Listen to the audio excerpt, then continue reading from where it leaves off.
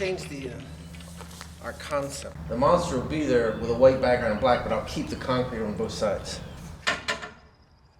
Recently, I said, from here on out, everything I do is going to be illegal, because when you do street art, you do graffiti, you do illegal art, it happens, you know? You can go out, you can find a wall, you can do what you want, and you're done. And when you're totally legit, you're getting a photo with the mayor after it's over, it's just not the same, you know? Good place to drink vodka. I kind of have my own rules with street art. I want it to be provocative. I want when people see it, they're going to remember it. So it's either going to be really big or just a kind of imagery that you don't normally see in that context. I won't go and find a really pretty wall. Like, I love the way that a concrete wall will age naturally, like an ambient kind of thing. Like, if there's a bridge above it, it'll rust and you'll get the streaks coming down, the concrete will break. I think it's beautiful. It looks like an abstract painting. And I won't just put graffiti on it. But if someone else has already filled it up with graffiti, then I figure it's fair game. I grew up in Cumberland. I left for like 20 years or so. Surprisingly, when I came back, I really liked it. The culture here had changed and I had changed, but when I was growing up here, I found it oppressive and bleak, and I was like, I gotta get out of here. When I first started visiting Cumberland in probably 1987, I fell in love with Cumberland right away. I was from New York, so I had never been to kind of a small rural town where everyone knew each other. I found it really comforting. It doesn't have to be perfect on the bottom, because I figure people are going to paint over that anyway.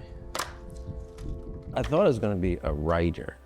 I majored in English, and while I was writing, I just started to like doodle.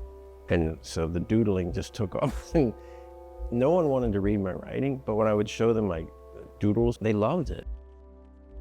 Even now, I kind of see visual art as kind of like a form of writing. Like, I try to do something that people will, in some sense, read. Feel the energy going up and across, and like, so you kind of read them. So they're like stories without words.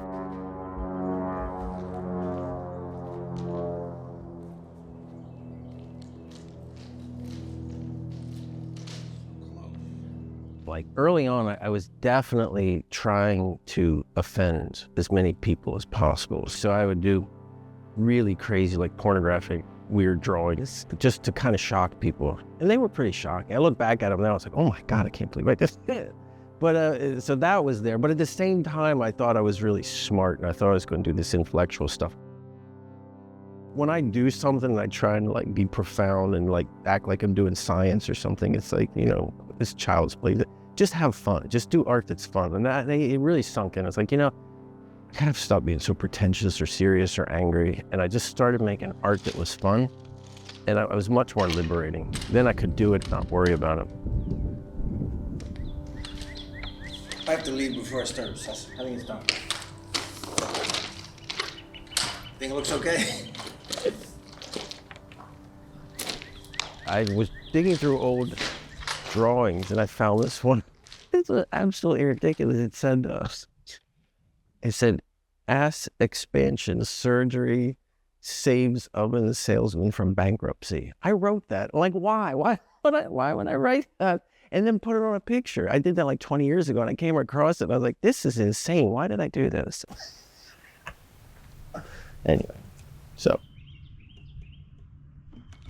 I will often use tools incorrectly. Like, I'll buy paint supplies, and I don't even know how they're supposed to be used. I'll just find my own way to use it. When I was doing a lot of abstract painting, I would get my material like at a hardware store. I'd find like a trowel that was meant to do something for cement, and I would just go home and try that. Or I'd paint with a broom. Like, it's as if you don't know what you're doing. That's how discoveries are made. So a lot of his work might look like childlike paintings or childlike drawings. And I think he's probably drawing from some kind of what in Zen Buddhism they call beginner's mind.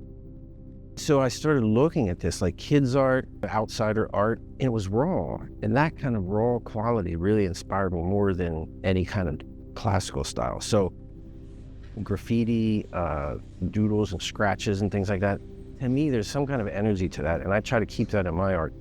I'm not really interested in making things that are really polished. There always should be something broken in the art. Like it's not quite right, because if it's good, if it's perfect, I think it's going to be dull, you know? Bill has always been the most prolific, creative, productive artist I've ever known. And that's his personality, right? His personality is he's very, very complex and really engaged in intellectual pursuits. The bar is set low for me, and then it always worked. It's like, well, that's just fine. It looks weird, it's awkward, but it's good enough for me. I had no art training whatsoever. So I was just curious, like, can I do this? Can I draw realistically? Can I paint?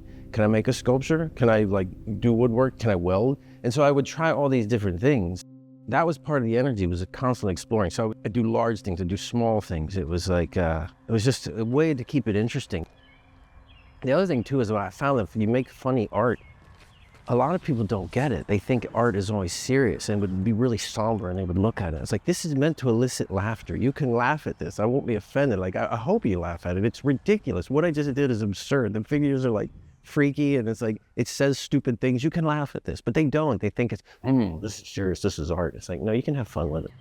Even without my sunglasses, he looks better.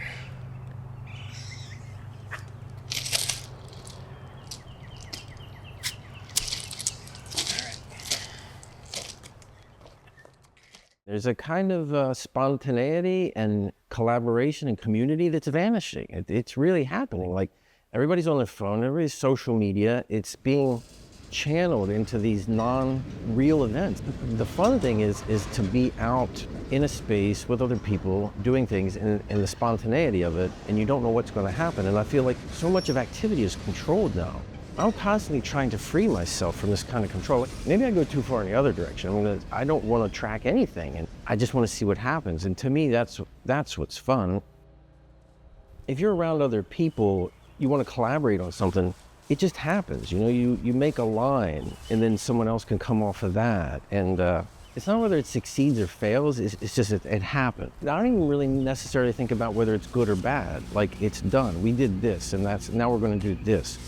So I don't really think about things like in that kind of goal or achieving a high level of quality. It's more about just a constant way of expressing oneself or letting something out.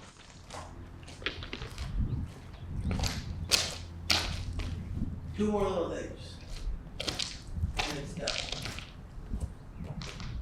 I probably shouldn't even do it. You never know what to expect in terms of what's going to be next from Bill. He'll go from very abstract to very realistic, or these giant murals on the sides of railroad tracks. He has so much creativity. It really is never, ever ending. If he's awake, he's being creative. Yeah, I think it's done. What do you think? I think so. I was going to put little triangles on the bottom, but I don't think I need them. Wow, I think that's it.